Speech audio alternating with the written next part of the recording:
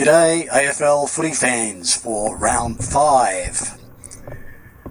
It starts off the Anzac weekend of football gets underway with the Hawks hosting a red-hot Adelaide Crows team who would just love to add last year's premiers to their tally early in the season. With the Hawks limping over the line in their past 2 games, Adelaide just might be able to achieve that feat. Never underestimate Hawthorn though. Now the tip is Hawthorn by 11. On a weekend of football that will see 6 of the top 8 teams play each other, this should be another close game between old grand final rivals and who always seem to provide the spectators with thrillers. The Swans played a really tough one against the Crows last week, and this will be just as hard for them. A challenging game to tip, but it'll be West Coast by 17.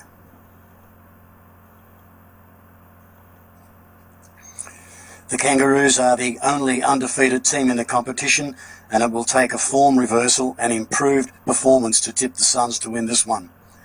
They were very ordinary against the Lions.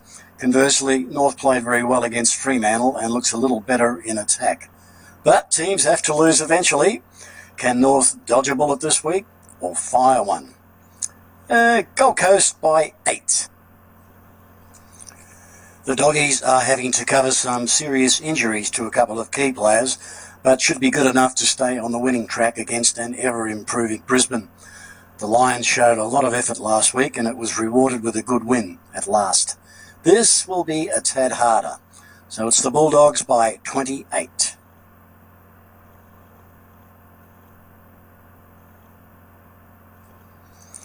It's hard to work out from the coaches of these 2 teams as to just who played the worst last week, Geelong or the Power. Neither team was impressive, and when a reasonably good team like Port gets smashed in a game, you can be assured they'll come out with steam blowing from the nostrils.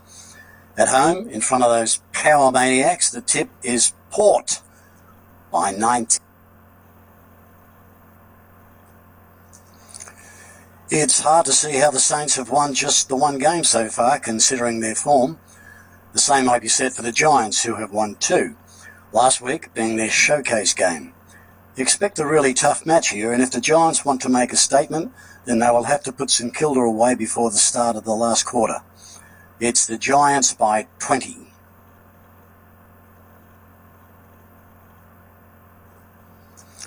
The mathematics of the game is simple here.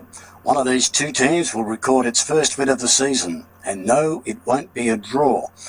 Freo showed a bit more form last week but still lost, and the Blues just can't put any scoreboard pressure on opposition teams. More goals equals a win. Simple arithmetic. Fremantle by 41.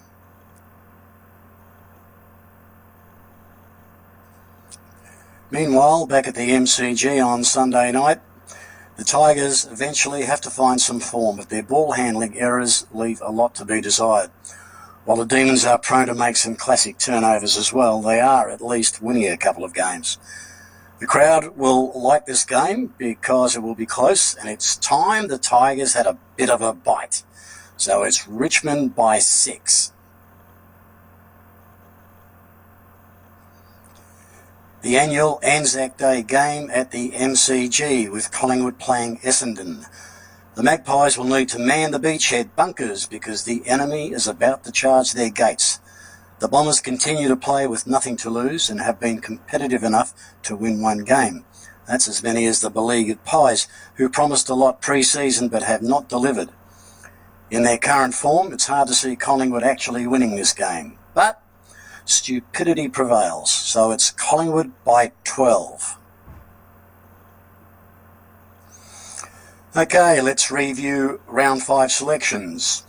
They are Hawthorn, West Coast, Gold Coast, the Western Bulldogs, Port Adelaide, the Giants, Fremantle, Richmond and Collingwood. And the tips for last week, not bad again, 7 from 9. I look forward to catching up with you again for round 6 next week.